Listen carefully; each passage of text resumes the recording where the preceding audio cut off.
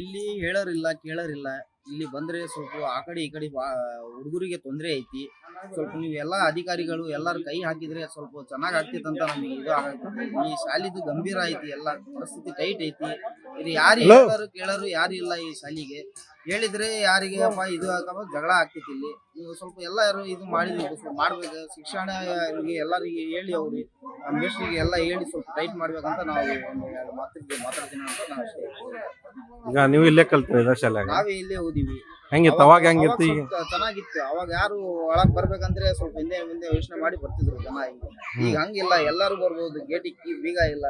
ಆ ಕಡೆ ಈ ಕಡೆ ಗೇಟ್ನಾಗ ಆ ಕಡೆ ಈ ಕಡೆ ಎಲ್ಲ ಟೈಟ್ ಇಲ್ಲ. ಸ್ವಲ್ಪ ಎಲ್ಲಾರು ಬಂದು ಇದು ಮಾಡ್ತಾರ. ಸ್ವಲ್ಪ ಎಲ್ಲರಿಗೆ ಸ್ವಲ್ಪ ಟೈಟ್ ಮಾಡ್ಬೇಕಂತ ನಾವು ಇದು ಮಾಡ್ತೀವಿ. ಮಕ್ಕಳಿಗೆ ಸ್ವಲ್ಪ ಎಲ್ಲ ಓದಕ್ಕೆ ಚೆನ್ನಾಗಿ ಅನುಕೂಲ ಮಾಡಿಕೊಟ್ರಿ ಅಂತ ನಾವು ಅಷ್ಟೇ. ಇಲ್ಲಿ ರಾತ್ರಿ ಎಲ್ಲ ಏನೇನೆಲ್ಲ ಅನೈತಿಕ ಚಟುವಟಿಕೆ ನಡೀತಾವ್ರಿ? ಇಲ್ಲಿ ರಾತ್ರಿ ಎಲ್ಲ ಬಂತಾರ, ಎಲ್ಲ ಅಡ್ಡಿ ಹೊಡಿತಾರ. ರಾತ್ರಿ 11 ನಡೀತೈತಿ. ಎಲ್ಲ ಬಗೆಹರಿಸ್ಕೊಟ್ಟು ಅಂತ ನಾವು ಮಾಡ್ತೀವಿ.